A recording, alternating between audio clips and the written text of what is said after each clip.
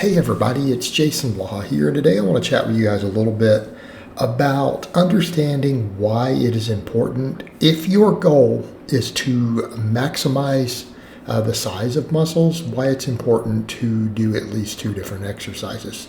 Now, I will go so far as to say that in most cases, two exercises really might be enough to do this. Obviously, some more complicated muscles, something like deltoids, of course, that's a completely different animal.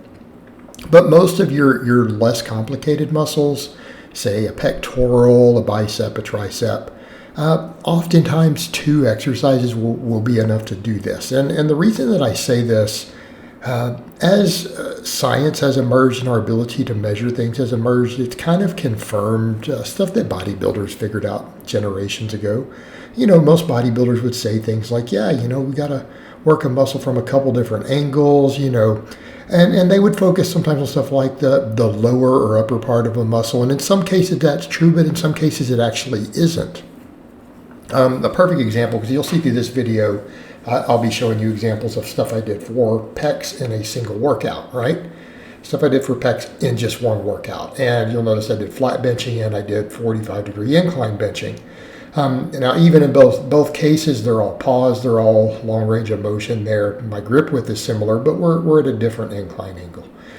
That obviously works quite a bit of difference in terms of complete chest versus a bias towards the upper chest.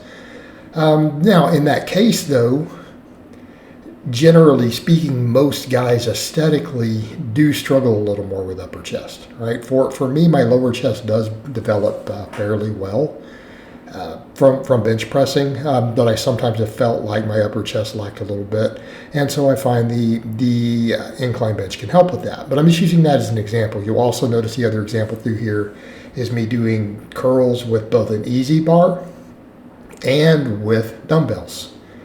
Okay? And in both cases, I'm doing them through a full range of motion. We go all the way down, lock the elbows, and I come up to the face with those. Like I don't, so I do them through the longest range of motion, reasonable. Now, obviously, you could try to clean the dumbbells all the way past the face to the shoulders, but that's a bit silly because there's no real bicep involvement there. So here's the thing to look at that's been interesting when you look at the research. And again, exercise science research has come a long way, but it is far from complete.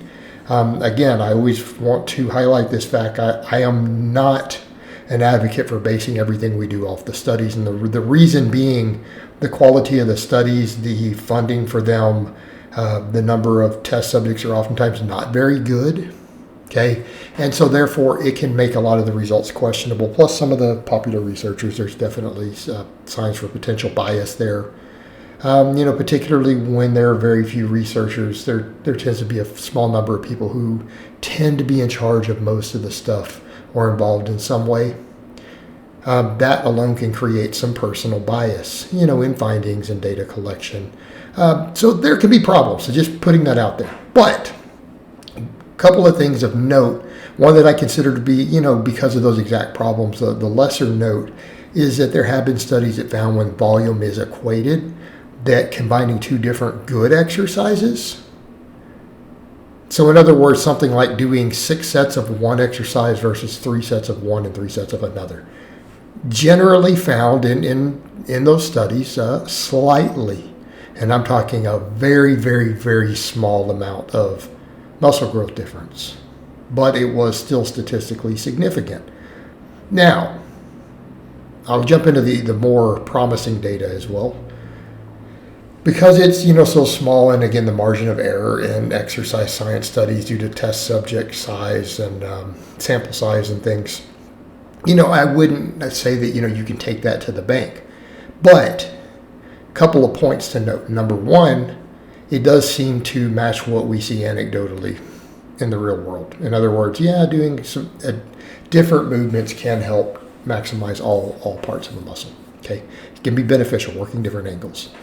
But what's also interesting there, it's not like they did more work. In other words, for you to do a flat bench and an incline bench, it's not really more work for you to do 3 sets of a flat and 3 sets of an incline versus 6 sets of the flat. Okay, it's not like you spend more gym time. It's not like you put in more effort or you create more fatigue. So that is kind of a big deal, right? Because from a cost perspective, time commitment, effort committed, fatigue created, for as far as inroads in your recovery go. What if it's only 1% more? It's literally free. It's a free 1% if that's the case, because you didn't work any harder. Okay, that's potentially meaningful. It might seem like relatively small potatoes, but it's kind of like, would any of you turn down a free 1% raise at work outside of your normal raise cycle that just happened? Would you say no to that? You're like, no, because every little bit adds up. So of course, right? Of course. But by that same token, if you choose not to do it, it's not necessarily the end of the world. All right. The other stuff that's out there that you look at that I think is interesting, and I didn't realize this was too light of a set when I put this incline footage, if this is one of kind of my ramp-up sets. I thought it was going to be more weight on there than that. I digress. All right. But the other thing to think about, there have been quite a few studies showing that different movements for muscles don't just work things like upper and lower. They work vastly different regions sometimes. I've seen some interesting stuff on hamstrings comparing, smaller movements versus bigger movements. And when they looked at the activity where they're seeing which muscle fibers are being recruited, certain exercises tended to work a lot more fibers through the middle of the muscle belly, right through the middle, the medial part, and other exercises tended to work a much larger bias in the muscle fibers towards the insertions and the origins, like down near the tendons, right? Middle of the muscle versus the tendons where they connect. Well, that's not even like saying, oh, this is an upper, lower, this is a different insertion angles, like on an incline versus a flat. It's literally, do some exercises work the medial middle versus others working near the tendons? And that's also interesting because if you think about that from an ability to build muscle up around where tendons insert, all right, that's also something possibly of value for injury prevention. Okay, or possibly overuse of tendons. So having a mixture there might be better in some cases, even for reduced injury potential. In addition to the fact of recruiting muscle fibers in pretty different areas of a large muscle. Okay? And obviously you've got to put tension on a fiber if you want it to grow. The fiber has to be recruited and fatigued if you want it to, be stimulated. So there's good reasons for this practice. All right, guys, but that's really all I have to say on that today. I hope it's been informative, and I'll talk to you guys next time.